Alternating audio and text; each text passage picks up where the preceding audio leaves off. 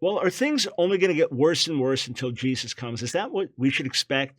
I mean, Paul writes in 2 Timothy 3 that in the last days, perilous times will come. And in 1 Timothy 4, he talks about doctrines of demons in later times. And then the well-known words of Jesus in Matthew chapter 24, verse 12. Jesus says there in Matthew 24, verse 12, because lawlessness will be increased, the love of many will grow cold.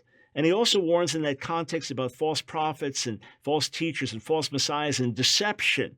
But on the other hand, Acts 2, Peter says that in the last days, God will pour out his Spirit on all flesh.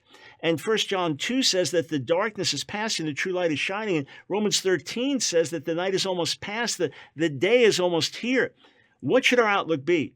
Well, we have been living in the last days, the days of which Paul and Jesus spoke, since Jesus died and rose from the dead, the days of which Peter spoke.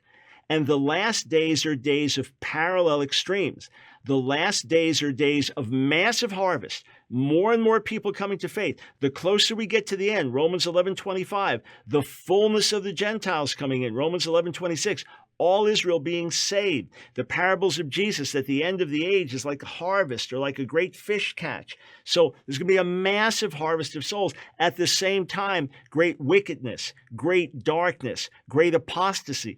I expect to see the intensifying of the working of God and the intensifying of the working of Satan right until Jesus comes. The last days are days of great outpouring, great visitation, great salvation, and also days of great deception, great apostasy, great darkness. Let the light get brighter as the darkness gets darker, because ultimately the light will triumph. Jesus will return and set up his kingdom.